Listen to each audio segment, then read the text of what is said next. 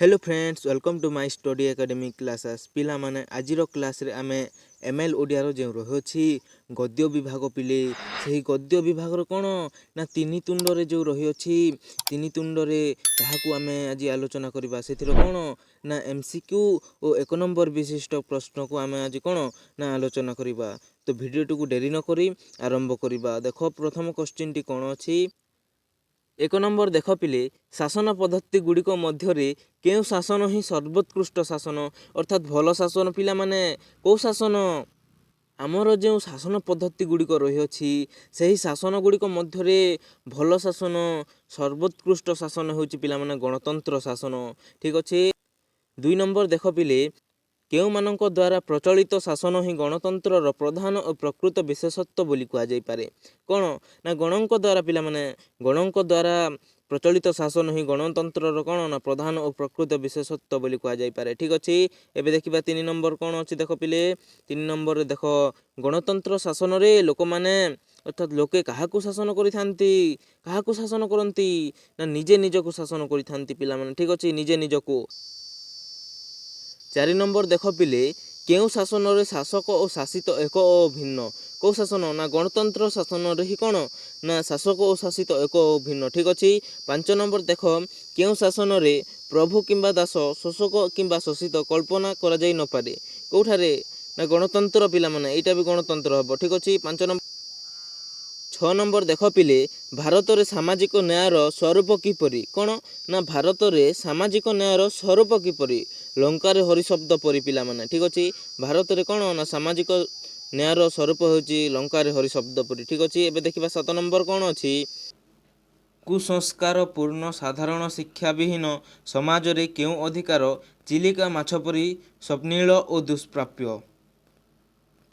कुसंस्कार पूर्ण साधारण शिक्षा विहीन समाज रे व्यक्तिगत अधिकार चिलिका माछ परि स्वप्निल और दुष्प्राप्य। नंबर देख गणतंत्र रे जनतार शासन किपरि हेबा स्वाभाविक किपरि ना परोक्ष गणतंत्र हेबा स्वाभाविक पिला माने। ठीक अछि। 9 नंबर देख कौन अछि पिला माने गणतंत्र रो मेरुदंड कौन ना गणतंत्र रो मेरुदंड कौन ना गणतंत्र रो मेरुदंड हेउची लोक प्रतिनिधि मनोनयन हेउची कौन ना गणतंत्र रो मेरुदंड। ठीक अछि लोक प्रतिनिधि मनोनयन। 10 नंबर देख शासन संबंधी ज्ञान रे सुशिक्षित भोटदाता माने कौन हेबा उपयुक्त कौन ना लोक प्रतिनिधि हेबा उपयुक्त। ठीक अच्छे। 11 नंबर देख अधिकार तथा कर्तव्य ज्ञान संबंध रे अज्ञ देशर जनता उपरे गुण अपेक्षा कौन विशेष भाव काम करता कौन ना अधिकार तथा कर्तव्य ज्ञान संबंध रे अज्ञ देश रे जनता उपरे गुण अपेक्षा कौन ना प्रोपागांडा ही विशेष भाव काम करता पिला माने। ठीक अच्छे। 12 नंबर देख बिराड़ी वैष्णव माने शासन क्षमता पाइबा लोभरे कौन हेबाकू बाहरी पड़छंती कौन हेबा पई ना देख बिराड़ी वैष्णव माने शासन क्षमता पाइबा लोभरे कौन हेबा पई ना जनतार प्रतिनिधि हेबा पई। ठीक अछि बाहरी पड़छंती। ठीक अछि।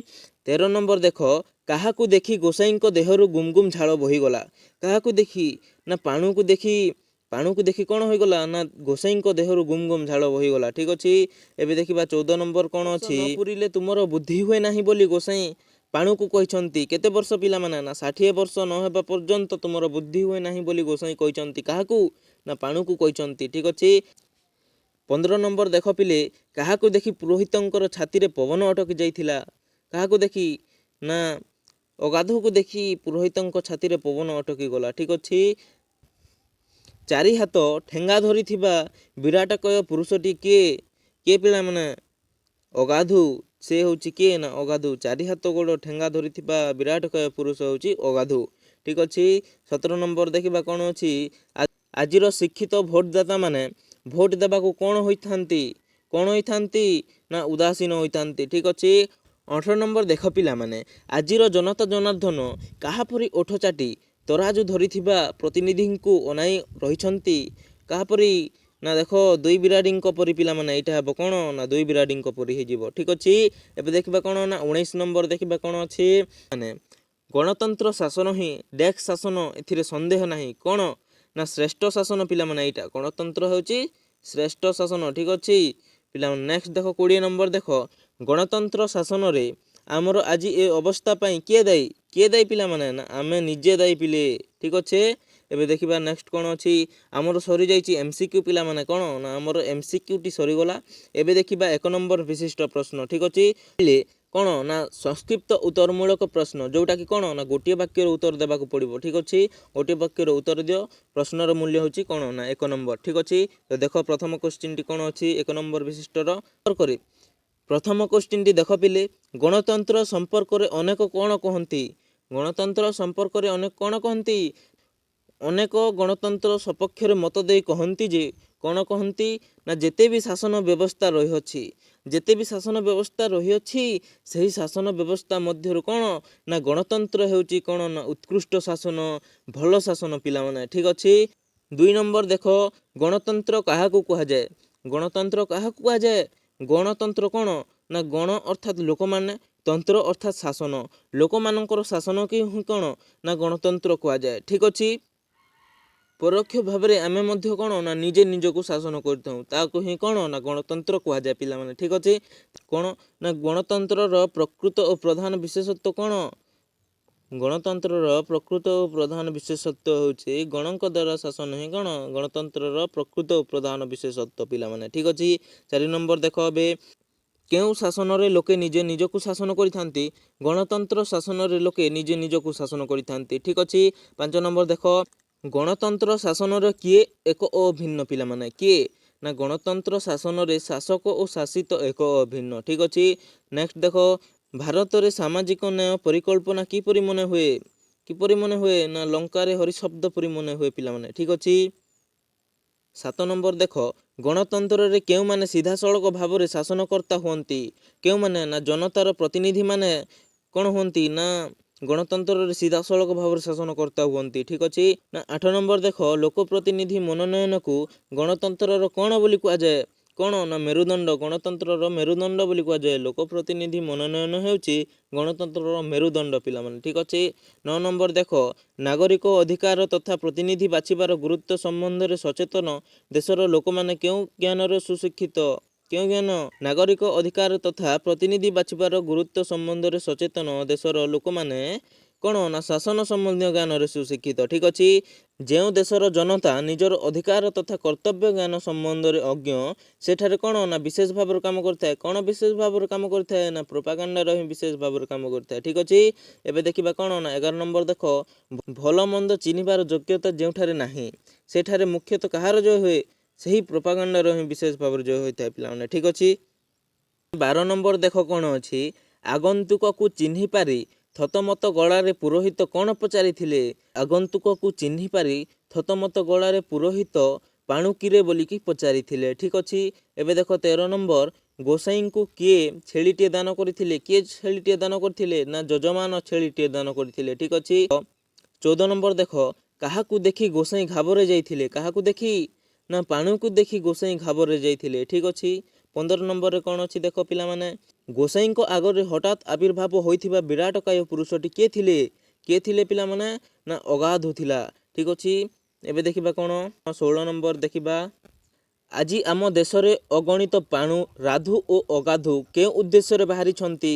କେଉଁ ଉଦ୍ଦେଶ୍ୟରେ ନା ଆଜି ଆମ ଦେଶରେ ଅଗଣିତ ପାଣୁ ରାଧୁ ଓ ଅଗାଧୁ କ'ଣ ନା ଛେଳିକୁ କୁକୁର ଓ କୁକୁରକୁ ଛେଳି କରିବା ଉଦ୍ଦେଶ୍ୟରେ ବାହାରକୁ ବାହାରିଛନ୍ତି ଠିକ୍ ଅଛି।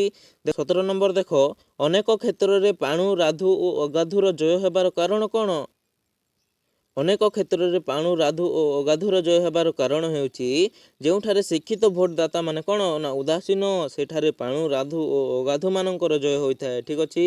ନେକ୍ସଟ କ'ଣ ଦେଖ ଗୁଣହୀନ ଓ ନୀତିହୀନ ପ୍ରତିନିଧି ମାନେ କିପରି କ୍ଷମତା ପାଉଛନ୍ତି। କିପରି କ୍ଷମତା ପାଉଛନ୍ତି ଗୁଣହୀନ ଓ ନୀତିହୀନ ପ୍ରତିନିଧି ମାନେ କ'ଣ ନା ପ୍ରଚାର ଶକ୍ତି ବଳରେ କ୍ଷମତା ପାଉଛନ୍ତି ଠିକ୍ ଅଛି।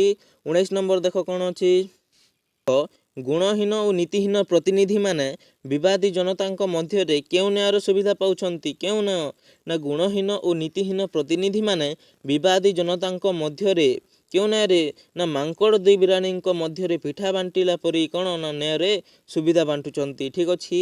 20 ନମ୍ବର ଦେଖ ଏବେ ଜନତା ଜନାର୍ଦ୍ଦନ କାହାପରି ଓଠ ଚାପି ପ୍ରତିନିଧିଙ୍କୁ ଅନାଇ ରହିଛନ୍ତି। କାହାପରି ନା ଜନତା ଜନାର୍ଦ୍ଦନ ଦୁଇ ବିରାଡିଙ୍କ ପରି ଓଠ ଚାପି ପ୍ରତିନିଧିଙ୍କୁ ଅନାଇ ରହିଛନ୍ତି ଠିକ୍ ଅଛି। ନେକ୍ସଟ ଦେଖ ନେତାମାନଙ୍କର ରାଜନୈତିକ ପଟ ପରିବର୍ତ୍ତନ ପରେ କେଉଁ ଖେଳ ଆରମ୍ଭ ହୁଏ। କେଉଁ ଖେଳ ନା ନେତାମାନଙ୍କର ରାଜନୈତିକ ପଟ ପରିବର୍ତ୍ତନ ପରେ ବାଉଁଶ ରାଣୀ ଖେଳ ଆରମ୍ଭ ହୁଏ। ଠିକ୍ ଅଛି। 21 ନମ୍ବର ଗଲା ଦେଖ ନା 22 ନମ୍ବରରେ କ'ଣ ଅଛି? ମେଣ୍ଢାଶାଳ ଭିତରେ ଗଧିଆ କେଉଁ ପୋଷାକରେ ରହିଥାଏ? ମେଣ୍ଢାଶାଳ ଭିତରେ ଗଧିଆ ମେଣ୍ଢାର ପୋଷାକରେ ହିଁ ରହିଥାଏ ପିଲାମାନେ। ଠିକ୍ ଅଛି, ମେଣ୍ଢା ପୋଷାକରେ ରହିଥାଏ। 23 ନମ୍ବର ଦେଖ କେଉଁ ଶାସନ ଶ୍ରେଷ୍ଠ ଶାସନ ବୋଲି କୁହାଯାଇଛି ବା ଲେଖକ କହିଛନ୍ତି? କେଉଁ ଶାସନ? ନା ଏହି ଗଣତନ୍ତ୍ର ଶାସନ ହିଁ ସବୁଠାରୁ କ'ଣ ନା ଭଲ ଶାସନ ବା ଶ୍ରେଷ୍ଠ ଶାସନ ବୋଲି କୁହାଯାଇଛି। ଏବେ ଦେଖିବା କ'ଣ 24 ନମ୍ବର ଦେଖ ପିଲାମାନେ, ଗଣତନ୍ତ୍ରରେ ଆମର ଆଜିର ଅବସ୍ଥା ପାଇଁ କାହାକୁ ଦାୟୀ କରାଯାଇଛି? କାହାକୁ? ନା ଗଣତନ୍ତ୍ରରେ ଆମର ଆଜିର ଅବସ୍ଥା ପାଇଁ କାହାକୁ ଦାୟୀ କରାଯାଇଛି? ନା ଆମେ ବା ଆମ ନିଜକୁ ଦାୟୀ କରାଯାଇଛି। ଠିକ୍ ଅଛି। 25 ଶେଷ ପ୍ରଶ୍ନ ଦେଖ ପିଲେ, ଗଣଶିକ୍ଷା ଓ ଗଣଚେତନାର ଅଭାବ ଥିବା ଯାଏଁ କାହାର ସଫଳତା ଆଶା କରିବା ବିଡ଼ମ୍ବନା? କାହାର? ନା ଗଣଶିକ୍ଷା ଓ ଗଣଚେତନାର ଅଭାବ ଥିବା ଯାଏଁ ଗଣତନ୍ତ୍ରର ସଫଳତା ଆଶା କରିବା ବିଡ଼ମ୍ବନା ବୋଲି କୁହାଯାଇଛି। ଠିକ୍ ଅଛି। ତ ଏଇଟା ଥିଲା କ'ଣ ନା 25ଟି 1 ନମ୍ବର ବିଶିଷ୍ଟ ପ୍ରଶ୍ନ ଓ ଆମେ କ'ଣ ନା MCQ ମଧ୍ୟ ଆଲୋଚନା କଲୁ। ଠିକ୍ ପିଲାମାନେ, ଆଜିର ଭିଡ଼ିଓଟି ଯଦି ଭଲ ଲାଗିଥାଏ ତାହେଲେ ଭିଡ଼ିଓଟିକୁ ଗୋଟେ ଲାଇକ୍ କରିଦେବ। ଚ୍ୟାନେଲରେ ନ ଆସିଥିଲେ ଚ୍ୟାନେଲକୁ ସବସ୍କ୍ରାଇବ୍ କରି ନୋଟିଫିକେସନଟିକୁ ଅଲରେ ରଖିଦେବ, ଯାହାଫଳରେ ମୁଁ ଛାଡ଼ୁଥିବା ସମସ୍ତ ଭିଡ଼ିଓ ସର୍ବପ୍ରଥମେ ତୁମ ପାଖକୁ ପହଞ୍ଚି ପାରିବ। ଠିକ୍ ଅଛି। ଓ ସାଙ୍ଗସାଥିମାନଙ୍କ ମଧ୍ୟରେ ସେୟାର କରିବା ପାଇଁ ମଧ୍ୟ ଭୁଲିବେ ନାହିଁ। Thank you so much. ବନ୍ଦେ ଉତ୍କଳ ଜନନୀ।